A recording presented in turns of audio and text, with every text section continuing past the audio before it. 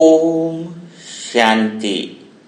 आज 7 अप्रैल बाबा के मुरली के महावाक्य हैं। सर्व खजानों को स्व के प्रति और औरों के प्रति यूज करने वाले अखंड महादानी भव। यानी आज बाबा कह रहे हैं कि जितना बाबा ने जो खजाने दिए हैं उनका क्या हम स्व के प्रति यूज कर रहे हैं, और अगर यूज नहीं कर रहे हैं तो उसको यूज करने की सही विधि क्या है, आज हम उसके बारे में मनन चिंतन करेंगे। क्योंकि अगर बाबा के खजाने को सही तरीके से यूज कर लिया तो महादानी भी बन जाएंगे और जीवन के अंदर बहुत बड़ा बदलाव आएगा। और अभी जो समय चल रहा है, इस समय बहुत ज्यादा जरूरत है खजानों को यूज करने की। क्योंकि समय ऐसा आया है कि अभी सारी विश्व की आत्माओं की नजरें आप पर पड़ने वाली है।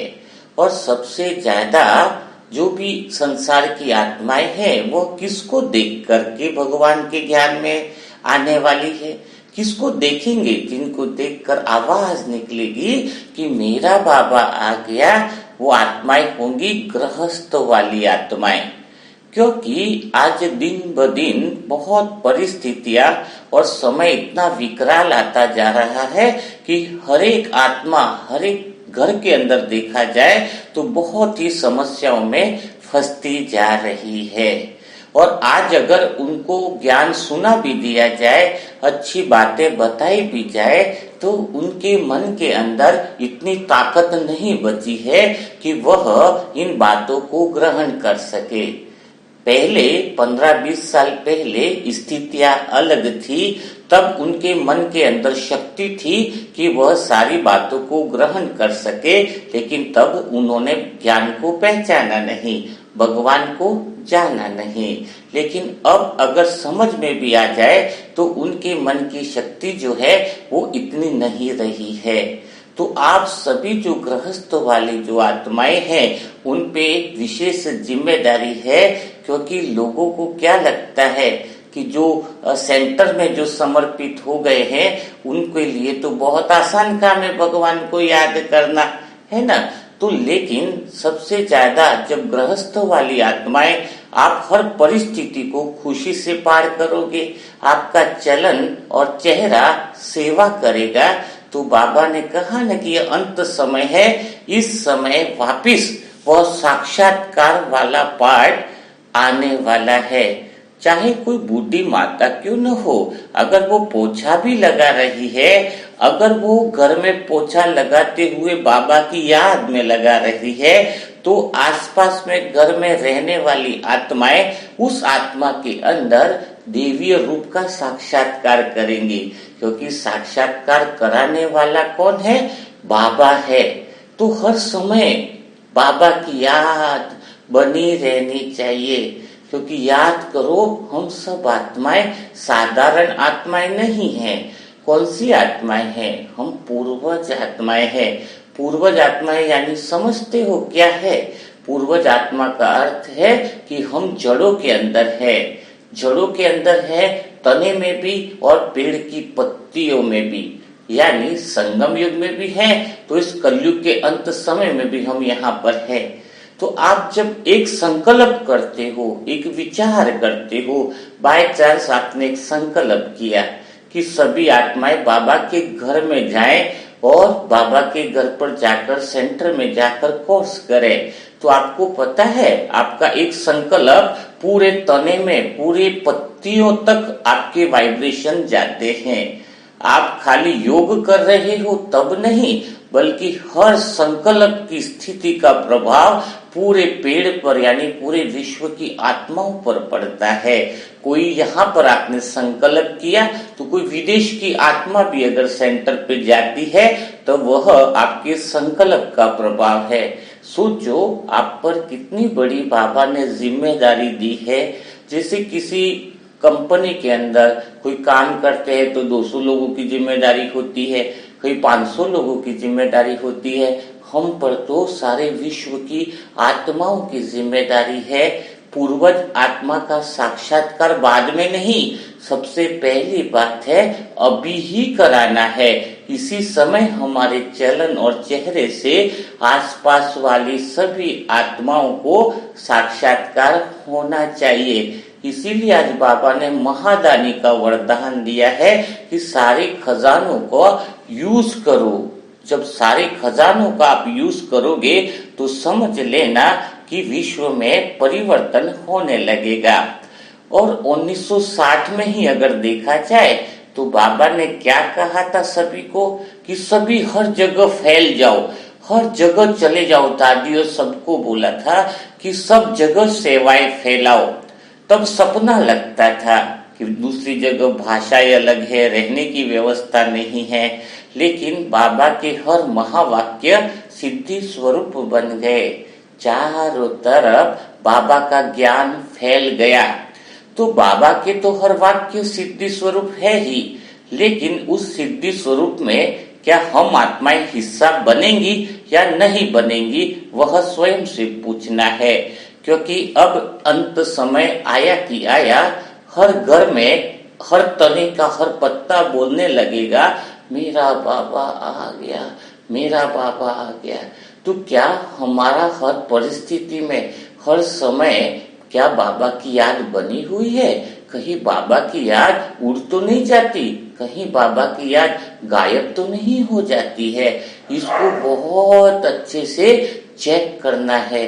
क्योंकि 3 शब्द बाबा ने विशेष बोले हैं। कौन से 3 शब्द बोले हैं? साक्षात्कार होगा, पश्चाताप होगा और परिवर्तन होगा। यह 3 शब्द बहुत ही बुद्धि में बैठा देने हैं। क्योंकि बाबा के महावाक्य सिद्धि स्वरूप इसलिए है क्योंकि अभी बाबा ने स्पष्ट कहा है कि जो शुरुआत में जो पाठ चला है वह अभी अंत समय में चलने वाला है। यानी सबको साक्षात्कार होने वाला है। सारी अड़ोस पड़ोस की आत्माएं समझो, आपके घर की आत्माएं समझो, या फिर आप जिस स्टेज पर हो उसका भी साक्षात्कार अब जल्दी ही होने वाला है। यह साक्षात्कार ऐसा होगा जैसे कोई मैजिक होने वाला है। अब मैजिक का ही पार्ट होने वाला है। तो आप अभी अपने आप से पूछो कि कहीं भी आप अभी उन चीजों के पीछे तो नहीं लगे हो, और तुम्हें उन सारे चीजों को, साधनों को, संसाधनों को, रिश्ते नातों को मन से छोड़ने में समय क्यों लग रहा है? अच्छा, अगर छूट भी जाए तो इन चीजों में तुमने पाया क्या है? सिर्फ कांटे ही तो पाए हैं। छूट जाए, कोई बहुत बड़ी चीज छूट जाए तो दुख भी लगे, लेकिन जिस रिश्ते नातों में, जिस धन दौलत ने, सबने मुझे दुख ही दिया है, भला ऐसी दुख देने वाली वस्तुओं को अभी भी आप क्यों पकड़ कर चल रहे हो? कहीं साक्षात्कार जब होगा, सारी चीजें दिखाई जाएंगी, तो कहीं तुम्हें पश्चाताप तो नहीं होगा? क्योंकि पेड़ की हर टहनी, हर पत्ता बोलेगा मेरा बाबा आ गया, मेरा बाबा आ गया। तो आपको लगेगा कि मैं इसका हिस्सा क्यों नहीं बना, मैंने वह पुरुषार्थ क्यों नहीं किया। तो इतना पश्चाताप, यानी साक्षात्कार के बाद बहुत बड़ा पश्चाताप भी चलेगा, और पश्चाताप के बाद परिवर्तन होगा। तीसरी बात बाबा ने क्या कही है? परिवर्तन। तो जब साक्षात्कार होगा उस समय अगर आप सहयोगी बने हुए होंगे, बाबा के कार्यों की जिम्मेवारी अगर आपने लेकर रखी होगी, तो आपको बड़ा आनंद आएगा, बड़ा ही मजा आएगा। लेकिन अगर आपने यह समय फालतू व्यर्थ बातों में गवा दिया, फालतू चीजों में गवा दिया, तो क्या होगा? सिर्फ पश्चाताप का ही पार्ट आपको देखने को मिलेगा, जिसमें खून के आंसू निकलने लग जाएंगे। इसीलिए बहुत अटेंशन इस समय रखना है। यह समय बहुत ही बड़ा मूल्यवान है। तो खजाने को स्वयं के प्रति यूज करना अर्थात है क्या? जैसे अभी आप छोटी छोटी परिस्थितियों में अगर मुरझा जाते हो, इसका अर्थ क्या है? आपने स्व की स्थिति पर बहुत बड़ा अटेंशन नहीं दिया है। जैसे किसी से अगर हम फोन पे बात करते हैं और बैटरी में अगर टू टू की आवाज आने लग जाए तो हम क्या कहते हैं? हम कहते हैं जो भी काम की बात है वह जल्दी पूरी कर लो क्योंकि मेरी बैटरी लो है। तो उस वक्त क्या होगा, सामने वाला व्यक्ति फालतू बात नहीं करेगा, सिर्फ काम की ही बात करेगा।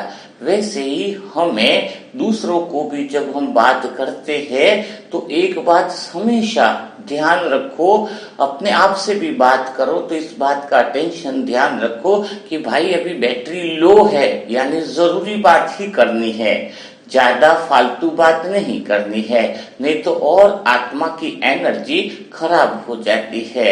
जहां 2 मिनट की बात है उसको 10 मिनट तक नहीं खींचना है। जैसे ही आपका मन उदास हो, कुछ लगे कि मुझे किसी को फोन घुमा देना है या टीवी देख लेना है या कहीं घूमने चले जाना है, तब इच्छा होती है कि मैं किसी से बात कर लूं। जब आपको उदासी लगे तो अब थोड़ा चेंज करने का समय आ गया है। जब भी आपको लगे कि मुझे उदासी आ रही है तो स्वयं से ही मैं बात कर लूं ना, किसी को फोन लगा के 5 मिनट इधर उधर की बातें करूंगी तो बाद में तो बैटरी और डिस्चार्ज होगी। इससे अच्छा है कि मैं अपने मन से स्वयं से ही बात कर लूं और अपने स्वयं की बैटरी को ही चार्ज कर लूं। क्योंकि आज बाबा ने मुरली में कहा है ना कि कम बोलना है, साइलेंस में रहना है, शांति में रहना है। इसका अर्थ क्या है? इसका अर्थ यही है कि जब भी आपका मन न लगे, उदासी लगे, तो साधनों का सहारा नहीं लेना है, तुम्हें स्वयं का सहारा लेना है। तुम्हें स्वयं से बातचीत करनी है कि मैं स्वयं से ही बात करके अपने मूड को ठीक कर लूंगी, अपने मन को मैं ठीक कर लूंगी। क्योंकि सारा जो दारो मदार है वह आपकी स्थिति पर है, आपकी आत्मिक स्थिति कितनी पावरफुल रही है। अब एक बात और है जो विशेष अटेंशन देनी है, ताकि आप जो पूर्वज आत्माएं हो यह सोच लो कि मेरा साक्षात्कार भविष्य में नहीं होना है, आज के दिन ही, इसी पल में जब बाहर निकलूं तो अभी ही साक्षात्कार हो रहा है। अभी ही सारे विश्व की आत्माएं, अड़ोस पड़ोस की आत्माएं आपको देख रही हैं। जब आपको सारी आत्माएं देख रही है तो आपका चलना, उठना, बैठना एकदम रॉयल होना चाहिए, है ना। ज्यादा बोलने से आप लोगों को आकर्षित नहीं कर पाओगे, लेकिन जितना आप कम बोलोगे, जितना काम का बोलोगे, उतना ही आपकी तरफ दुनिया आकर्षित होने लग जाएगी। इसके लिए जब भी आप नहाना धोना करके घर से बाहर निकलते हो तो आपको ड्रेस पहनते वक्त किस बात का ख्याल रखना है? आपको इस बात का ख्याल रखना है कि मैंने परमात्माओं की दुआओं का और सुरक्षाओं का कवच रूपी ड्रेस पहन लिया है। एक संकल्प, बाहर निकलने से पहले यह जरूर सोचना है ड्रेस कितनी साफ पहनी है, कहीं दाग तो नहीं है। यह सब बातें नॉर्मल हो गई। इससे भी जरूरी ड्रेस है जो बाहर पहन कर निकलनी है, काम के समय निकलनी है। वह ड्रेस कौन सी है? 1 सेकंड साइलेंस में हो जाओ और स्वयं से बात करो कि स्वयं परमात्माओं की दुआओं रूपी सुरक्षा कवच मेरे साथ है।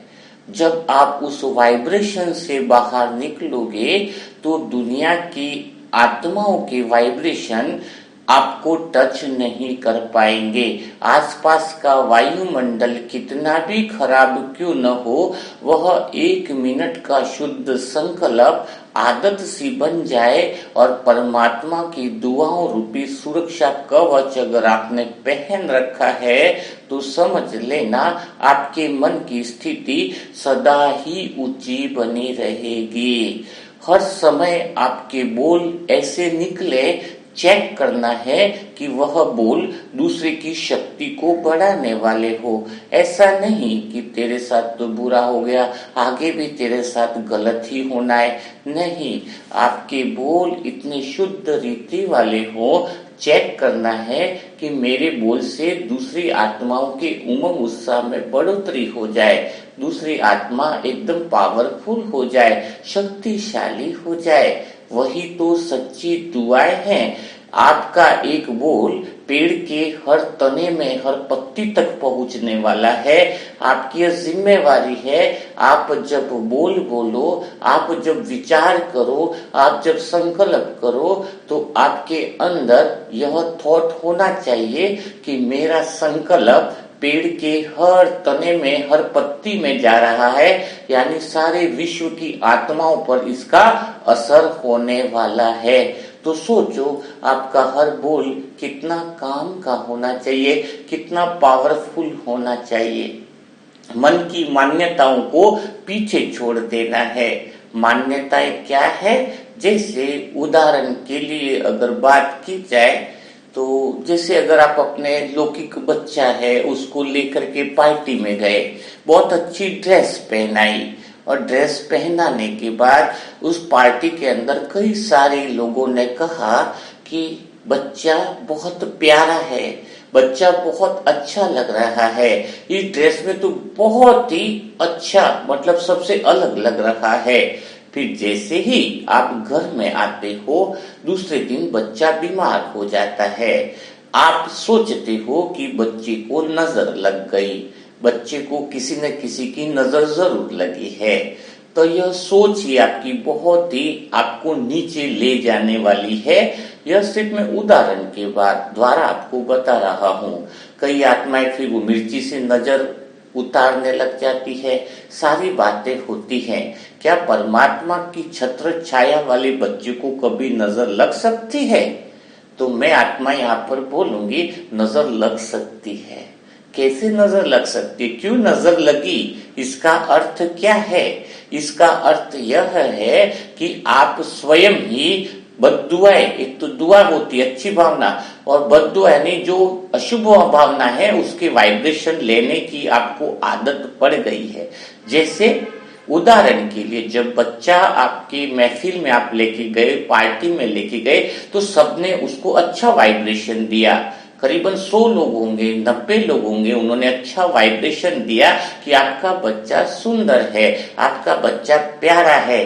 तो उन्होंने तो पॉजिटिव एनर्जी ही दी, बहुत अच्छी एनर्जी दी। लेकिन आपने उन एनर्जी पर ध्यान नहीं दिया, 100 लोगों की एनर्जी पर ध्यान नहीं दिया, लेकिन आपने उन 4-5 लोगों पे ध्यान दिया। कुछ लोग ऐसे भी होंगे जिनकी दृष्टि अच्छी नहीं होगी, जिनकी सोच अच्छी नहीं होगी। तो आपने अगर उन चारों पे ध्यान दिया और आपने सोचा, अरे ये लोग तो ऐसे ही है जो हमेशा मेरा बुरा सोचते हैं, मेरे बच्चे का बुरा सोचते हैं, मुझे तो इनसे बचा करके रखना है। अब क्या हुआ? आपको जो 100 लोगों ने अच्छी एनर्जी दी, अच्छा पावरफुल वाइब्रेशन दिया है, उसकी तरफ आपका अटेंशन न हो करके आपने उस महफिल में 4 लोगों ने जो नेगेटिव एनर्जी दी है उसको आपने ग्रहण कर लिया, अपने अंदर बसा लिया, जिसकी वजह से आपका बच्चा बीमार हुआ। तो वो नजर लगने का मतलब क्या है कि आप उन आत्माओं के बारे में सोचते हो जो आपके लिए नेगेटिव सोचते हैं, उनको आप जल्दी कैच कर लेते हो, जबकि जहां पे पॉजिटिव एनर्जी है उसको इंसान जल्दी ग्रहण नहीं कर पाता है। कहते हैं ना कि किसी आत्मा की अच्छाइयां जल्दी नहीं दिखती है, किसी आत्मा की बुराइयां बहुत जल्दी दिख जाती हैं।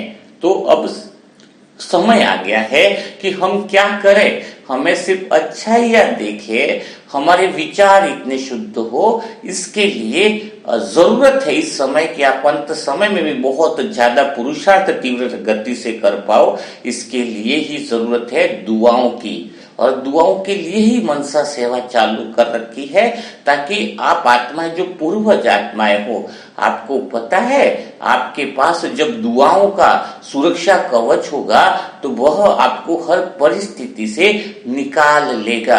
क्योंकि भगवान के यह महावाक्य है कि अगर आप दुआएं देते हो तो जब आप विपरीत परिस्थिति आती है, तो कोई कहता है ना, इसके पास तो बहुत पैसा है, अगर कोई समस्या भी आई तो वो आत्मा उस समस्या से निकल जाएगी। किसी के पास प्रॉपर्टीज है, कोई बोलेगा इसकी पहचान बहुत ऊंची है, तो विपरीत परिस्थिति आएगी तो ये आत्मा निकल जाएगी। लेकिन विपरीत परिस्थितियों में एक ही चीज है वो निकाल सकती है, वह दुआओं का बल होता है। दुआओं से क्या होना है आपके जीवन में, अखंड महादानी आज वरदान दिया है ना, तो जैसे हम दुआएं दे, जो खजाने दिए हैं वो स्वयं के प्रति और औरों के प्रति यूज करें, तो वह दुआएं जो है जब हम देते हैं ना, तो जैसे ही कई बार आपने अनुभव किया होगा कि आप बहुत गहरे संकट में हो, आप बहुत ज्यादा परेशानी में हो, तब कोई इंसान फरिश्ता बनकर आपके जीवन में आता है और बहुत सारी समस्याओं को से आपको मुक्त करा के चला जाता है। मानो ऐसा लगता है कि कोई सपना था और कहते हो कि वो फरिश्ता बनकर मेरी जिंदगी में आया और मुझे सारी समस्याओं से मुक्त कर दिया। वो फरिश्ता कौन होता है? स्वयं परमात्मा उसको भेजता है कि मेरा बच्चा परेशान है, जा उस बच्चे की मदद कर और सारी परिस्थितियों को ठीक करके आ जा। वो फरिश्ता कब आएगा आपके जीवन में? जब आप सच्चे दिल से दुआएं दोगे, अपने जीवन में पुण्य का खाता बढ़ाओगे, पेड़ के हर पत्ते तक शुभ भावनाएं पहुंचाओगे, पेड़ के हर तने तक आपकी बात पहुंचेगी, आपका संकल्प पहुंचेगा।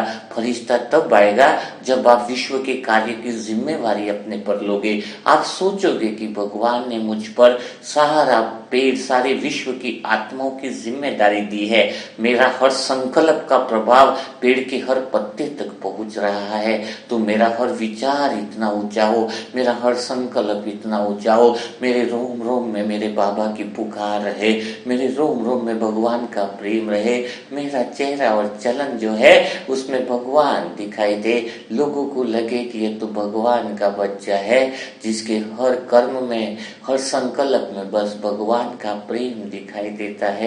उस विश्वास को अंदर बैठा दो, जगा दो अपने आप को। और जगाने में फिर भी टाइम लग रहा है, अगर आपको लग रहा है कि आप फरिश्ता नहीं बन पा रहे हो, तो शाम से प्रयोग करो, अभी से भी चाहो तो प्रयोग करना चालू करो। एकदम खाट पे साइलेंसली बेड पर बैठ जाना शाम को, बिल्कुल यह अनूठा प्रयोग है। एक ही दिन के अंदर आप देहभान से निकल जाओगे, एक ही दिन में फरिश्तापन की स्थिति में पहुंच जाओगे, एक ही दिन में भगवान की जो प्रेम की खोज है, भगवान को देखने की चाहत है, भगवान से मिलने की चाहत है, वह चाहत पूरी हो जाएगी। करना क्या है? 2 से 4 दिन इस अभ्यास को बढ़ा देना है। मैक्सिमम 5वें दिन ही आप फरिश्ता बनकर भगवान के सम्मुख पहुंच जाओगे। रात को सोने से पहले एकांत में बेड पर बैठ जाना है। बहुत सुंदर, बहुत प्रैक्टिकल अभ्यास है। अपने दोनों हाथों को पांव लंबे कर लेने हैं। सोचना है मेरे दोनों हाथ लाइट के हैं, एक करंट जैसी ऊर्जा है, लाइट का शरीर है। अब दोनों हाथ दोनों पंजों तक लेकर जाने हैं, घुटनों से लगा के पंजों तक हाथ को फैलाना है। अनुभव करना है दोनों हाथ की करंट, लाइट उस घुटनों से पंजे तक जा रही है। अब बहुत महत्वपूर्ण स्थिति आने वाली है। आप आंखों को बंद कर लेना है। अपनी आंखों को बंद करके रियलाइज करना है कि आपके पांव बढ़ चुके हैं, लाइट के पांव है वह बढ़ चुके हैं। मस्तिष्क जो है वो लाइट का है, वो बहुत बड़ा होता जा रहा है। शरीर के अंदर सूक्ष्म शरीर की जो लाइट है वो बहुत बड़ी होती जा रही है, क्योंकि आप शरीर से तभी निकल सकते हो जब शरीर के अंदर की कोई चीज बड़ी हो। ग्लास में पानी भरा है, पानी ग्लास से बाहर तभी निकल सकता है जब पानी ज्यादा डाला जाए, पानी ज्यादा बड़ा हो, पानी की मात्रा ज्यादा बड़ी हो तो वैसे ही शरीर से आज तक आप इसलिए नहीं अंदर से बाहर निकल पाए क्योंकि आप अपने लाइट का शरीर जितना ही समझ पाए हो, यानी देह भान में ही फंसे रहे हो। लेकिन आज से यह प्रयोग आपके जीवन में बहुत बड़ा बदलाव लाने वाला है। आपका लाइट का शरीर बहुत बड़ा हो गया है। सूक्ष्म शरीर धीरे धीरे बहुत ज्यादा असीम होता जा रहा है, जिसकी कोई सीमा न हो।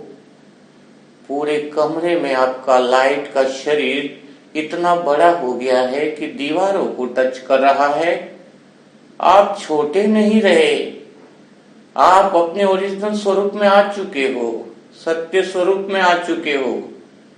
बड़े लाइट के शरीर में जो आपका सत्य स्वरूप है, देह का शरीर वही छूट गया है, वो साइड में कोने में पड़ा है और अपने सत्य स्वरूप में आप स्थित हो गए हो। बहुत ही बड़ा लाइट का दिव्य स्वरूप है, यह आपका सत्य स्वरूप है। जब इस सत्य स्वरूप को, इस बड़े दिव्य स्वरूप को देखने की आदत आपको 4 दिन तक हो जाएगी, तो फिर उसके दूसरे 10 चरण का अभ्यास आपको कराया जाएगा। उस अभ्यास के अंदर आप पाओगे कि भगवान स्वयं आपके सामने है। आपका बहुत बड़ा दिव्य स्वरूप, लाइट का स्वरूप बाबा के दिव्य स्वरूप के समान हो गया है। आपकी स्थिति भाव समान हो गई है। कोई छोटी मोटी परिस्थितियां, कुछ स्मृति नहीं रही। मानो मैजिक की तरह सब कुछ खो चुकी है।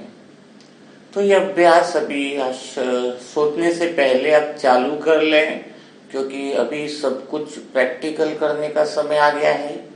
1 घंटा जब योग का सेशन होता है, अमृत वेला हो या जब भी आप मेडिटेशन से जुड़ेंगे, तो आपको लाइव प्रैक्टिकल ऐसा कराया जाएगा। प्रैक्टिकल अनुभव इसी पल होना रहता है, बाद में नहीं रहना रहता है। लेकिन आप अमृत वेला मेडिटेशन ग्रुप में तभी ज्वाइन हो सकते हो जब आप आत्माएं मनसा सेवा में जुड़ जाओ। कम से कम 10 आत्माएं अपने जैसी बना लो, वो भी दुआएं देना चालू कर ले, और जो टर्म्स एंड कंडीशन बताइए वो पूरी फॉलो कर लोगे, तो आपको लाइव मेडिटेशन कराएंगे, जिसमें परम पिता परमात्मा शिव के पास साक्षात बाप समान स्थिति का अनुभव होना चालू हो जाएगा। तो व्हाट्सएप नंबर है ग्रुप से जुड़ने के लिए 7202921969। जो भी नई आत्मा है वहां पर ओम शांति लिखे ग्रुप में जुड़ने के लिए। तो कल फिर बात करेंगे, कल की नई मुरली मंथन के साथ। तब तक के लिए सभी भाई बहनों को ओम शांति, ओम शांति, ओम शांति।